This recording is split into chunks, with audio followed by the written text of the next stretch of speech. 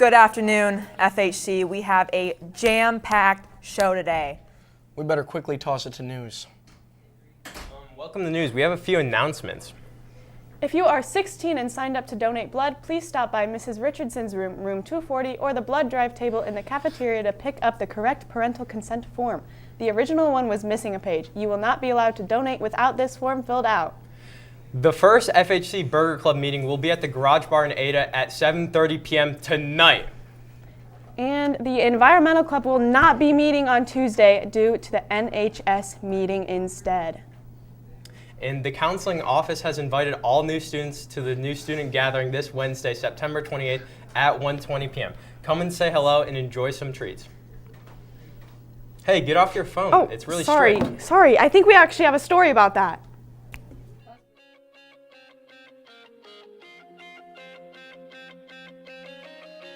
The enforcement of the cell phone policy is changing here at FHC, and we want to make you aware of these changes. As students, we tend to be a little biased about this topic, and we want to get the teacher's perspective on this issue. How has the enforcement of the policy changed over the years? Well, from the time that I've been here, cell phones have not been allowed in the classroom. So I know that there was a time when they were permitted during lunch when we were remote and coming back, and it was difficult for students to interact with one another.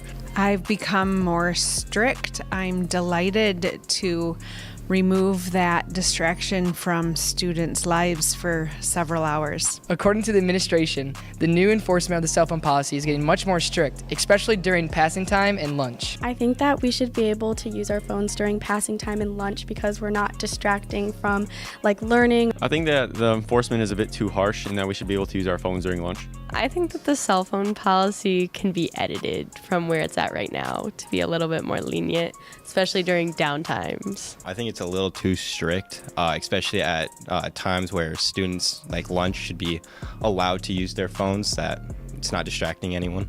We just got the students' and teachers' opinions on this new enforcement, and we want to get the admin's perspective on this. Why was the cell phone policy created? At the time, the research showed that cell phones were good when used appropriately, but did cause a distraction for the educational system and educational environment. We were informed this year that, nope, we're going back to the cell phone policy that was implemented 5 years ago. You know, when my boss tells me we're going to do it, then I do it. There you have it, FHC. Now you know. Put those phones away. Great story. Go Gophers. Football highlights. Last week, Friday, our Ranger football team faced off against the Wildcats at Northview. First up, we have Ty Hudkins taking a breakaway run down the sideline for the first score of the game. Next, we have Justin Osterhaus throwing a pass to Ty Hudkins, is coming up here, for another Ranger touchdown. Wow, look at that throw. And then lastly, we have Justin Osterhaus showing his drive by charging through the defense to score more points for the Rangers. The end score was 38-3. Great job, boys. Next up, we have FHC cross country competed. Where is it? Just go. Okay, I guess it competed at the Cougar Falcon Invite at the Gainey Complex on an early and drizzly Saturday morning. There they go. Wow. The boys ran first with Ethan Cramp taking 4th overall out of almost 100 runners. Sawyer McCarthy, Parker Ludwig, and Jake Sanford rounded out the top finishers for FHC. The girls team had a great meet, taking first out of 10 teams. Clara James here came 3rd overall over top finishers for FHC, where Peyton Ludwig and Anna Saibanga and Gwen Lamport. Good job, Rangers. All right, we have some soccer team highlights. The soccer team played against Portage Northern in their senior recognition game this Saturday. Up first is Casey Dantema with an amazing penalty kick save. And then up next, we have Omar H. scoring from deep. Look at that beauty of a shot. Now here's Kyle Webb putting on the moves and breaking his defender. Finally, we have a beautiful goal by Omar on the penalty kick. And the boys took a massive dub, 4-0. Great job, boys.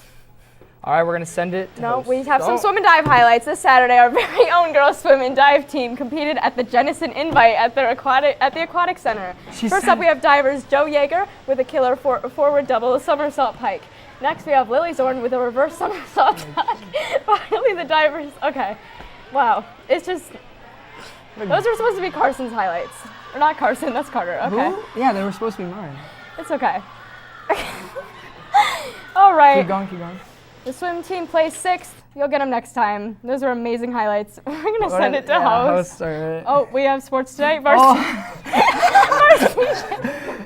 I got it. Varsity and JV tennis at home versus FHN starting at 4:15. Girls varsity golf had their meet today at 8:30 this morning at Quail Ridge. And girls JV golf OK White tournament at 3 p.m. in Boulder Creek. All right. We're going Now to we're going to host. Whew, that was a lot. I'm glad we got through that. Thank you for the interesting show. We'll see you guys tomorrow. No.